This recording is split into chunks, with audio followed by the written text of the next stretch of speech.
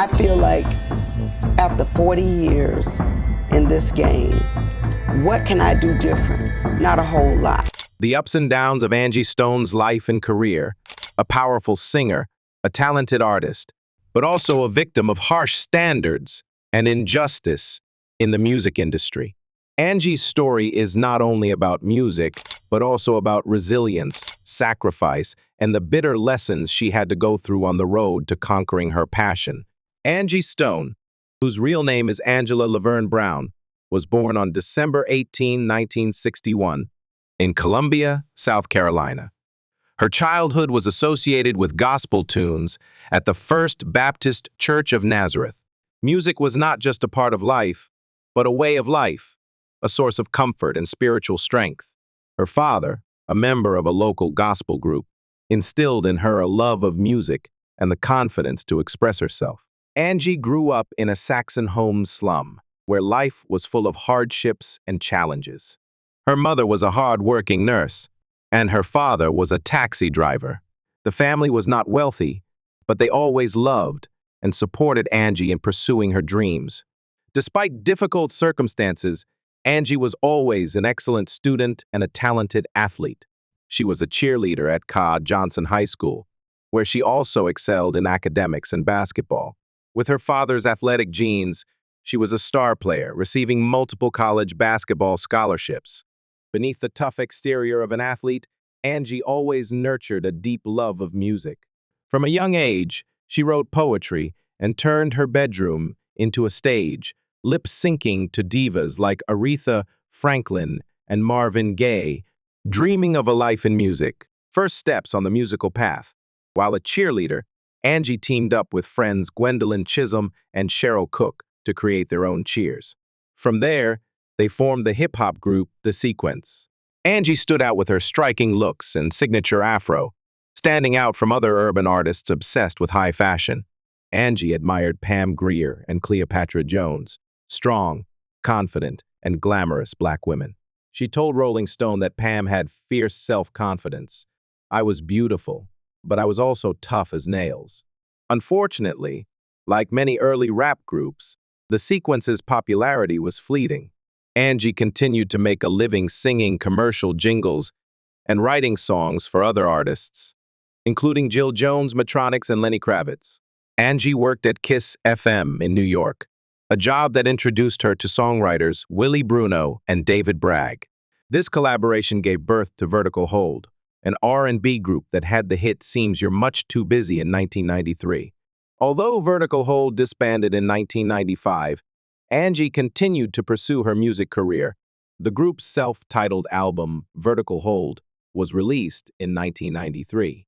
Although Seems You're Much Too Busy reached the top 20 and a few other singles garnered attention, it was not enough to ensure a long-term music career. Doubts began to arise in her family. Her mother often remarked, "If God wanted you to be successful, you would have been successful."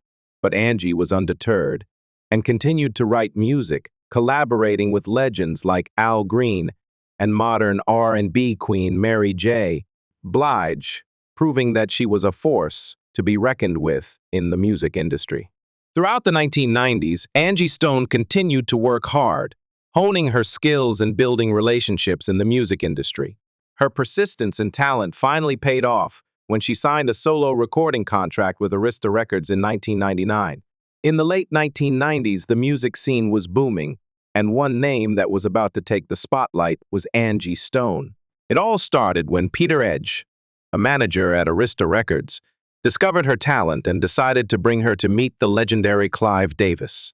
Clive Davis, who was always on the lookout for new talent, quickly signed Angie Stone to a solo recording contract. This was a huge turning point in her career, opening the door for her to showcase her talent to the world. In September 1999, Angie released her debut solo album, Black Diamond, a title that honored her teenage daughter, Diamond Tiara. The album was a huge success, receiving positive reviews from critics and peaking in the top 10 on Billboard's top R&B hip-hop albums chart. Black Diamond was eventually certified gold by both the RIAA and the British phonographic industry and featured the unforgettable No More Rain In This Cloud, which reached the top of the adult R&B songs chart. Angie Stone's talent was not overlooked. She earned 2 nominations at the 2000 Soul Train Music Awards, cementing her status as a rising star. In 2000, Angie Stone made a strategic move from Arista to J Records, another venture led by Clive Davis. That same year, she recorded the catchy theme song for the sitcom, the UPN, later, the CW Girlfriends. She even appeared in a memorable episode, Blinded by the Lights. On October 16, 2001, Angie Stone released her second album, Mahogany Soul, which showcased her versatility by collaborating with a stellar lineup of contemporary R&B artists, including Alicia Keys and Missy Elliott. The album was met with critical acclaim, and it debuted at number 4 on the U.S. top R&B hip-hop albums chart, and was a hit around the world. Once again, she earned gold certifications from both the RIAA and the BPI. The album's second single, Wish I Didn't Miss You, became her biggest international hit, reaching the top 10 in Australia and Belgium and dominating the Billboard Dance Club charts. Not to mention her duet with Calvin Richardson, More Than a Woman, which earned her a prestigious Grammy nomination for Best R&B Performance by a duo or group with vocal at the 45th Grammy Awards. Angie Stone didn't stop at music. She also branched out into film, taking on the role of Alma in the musical comedy The Fighting Temptations alongside Cuba Gooding Jr. and Beyoncé. Although the film received mixed reviews, it showcased her multifaceted talents. In June 2004, she released her third album, Stone Love, which featured collaborations with big names like Warren Campbell and Jazzy Fa. Angie Stone herself took control, writing and producing half of the album's tracks. The album was a huge hit, debuting at number 14 on the U.S. Billboard 200 and selling an impressive 53,000 copies in its first week. It also made waves across Europe, reaching the top 20 in several countries.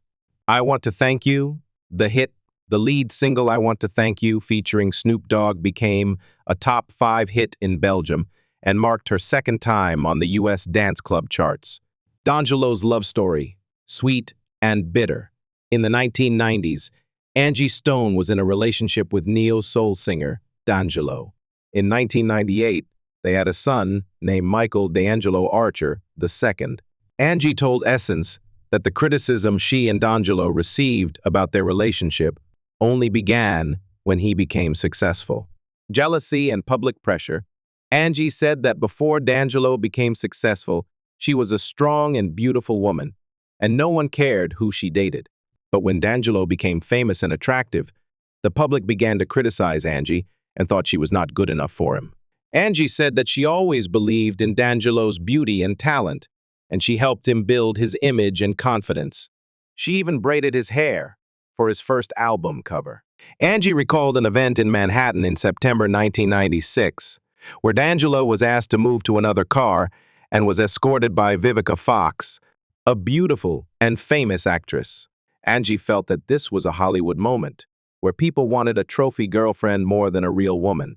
All of this eventually led to the breakdown of their relationship. D'Angelo went on to have a relationship with a younger woman and had a child. Angie Stone shared that she had no regrets about her relationship with D'Angelo and that she was always proud of her inner beauty. Unfortunately, D'Angelo struggled and his popularity declined. He became addicted to drugs and gained weight. The industry and the record labels needed someone to blame, and Angie Stone was blamed for his struggles. Angie Stone claimed that she discovered a coordinated effort to damage her reputation. She said that someone was assigned to send letters around to make people think that she was the cause of his exposure to drugs. Angie Stone denied these allegations, saying that she did not use drugs and that she did not want to be responsible for destroying someone else's talent. She also said that an industry insider confessed to being tasked with destroying her credibility by making her look crazy in an innocent, pure, and genuine relationship. Despite all that, Angie Stone is still an attractive woman. Idris Elba, a famous actor, expressed interest in her, but Angie turned him down. She did not want to go through another public relationship, and be hated by the world. Everything. The stolen song. Angie Stone recalls how her song, Everything, was given to Mary J. Blige, despite Angie Stone and D'Angelo, who were hired as staff writers for Arista, initially objecting to its release. She described the release as the ultimate disrespect, as it featured Blige singing over Angie Stone's original vocals. Angie Stone also alleged that Jill Scott was set up by the record label to replace her. She said that Clive Davis wanted Jill Scott to develop artists, and these artists stole the essence of Angie Stone. Angie Stone also said that Jill Scott copied her style and wore the same clothes as her. I don't get credit. Secret pain. Angie Stone feels that she has not received the recognition she deserves for her contributions to the music industry. She feels that she has been taken advantage of and neglected because of her weight and appearance. Ashanti Graves, after her split from D'Angelo, Angie Stone tried to find love again and started dating Ashanti Graves.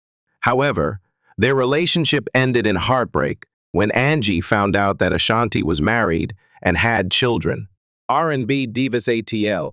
Angie Stone and Ashanti Graves appeared on the show R&B Divas ATL. During the show, Ashanti was caught cheating on one of the staff members. Angie Stone fired him as her manager and parted ways with him. Angie Stone was arrested at her Georgia home in March 2014 for allegedly assaulting her daughter. Angie Stone reportedly hit her daughter Diamond in the face with a metal stand, knocking out her teeth. Unexpected ending. Angie Stone died in a car accident near Montgomery, Alabama on March 1, 2025, at the age of 63. She and her bandmates were traveling in a Mercedes-Benz Sprinter to Atlanta after a Mardi Gras concert in Mobile, Alabama, when the vehicle overturned on Interstate 65. The vehicle was then hit by a Freightliner tractor-trailer. Angie Stone was the only person killed. Perhaps most alarming are the claims Angie Stone made regarding her finances. In a video reposted on January 2, Angie Stone alleges that Universal Music has been stealing her royalties for years. Angie Stone says she could have retired 20 years ago if she had received all the money she was entitled to. She also says she will pursue legal action to ensure she is paid for her life's legacy, her children, and her grandchildren. Following the release of these videos, fans have questioned the circumstances of Angie Stone's death. Some have suggested that her death may have been related to her claims of royalties being stolen by Universal Music and Arista. Angie Stone was a strong and resilient woman. She overcame many hardships in her life, but she never gave up. She always fought for what she believed was right, and she always tried to be a better person. Angie Stone wanted to leave a legacy for her children and grandchildren. She wanted them to know that she was a strong, talented, and resilient woman, and that she fought for what she believed was right. Angie Stone's life and career is a story of both inspiration and tragedy. She was a talented artist who faced many hardships in her life. However, she never gave up, and she always fought for what she believed was right. Her legacy will live on, and her music will continue to inspire generations of fans. What do you think about Angie Stone's death? Leave your comments below. We hope you found this video helpful. Don't forget to like, share, and subscribe if you enjoyed it. Thank you for watching this video, and see you in the next one. Bye!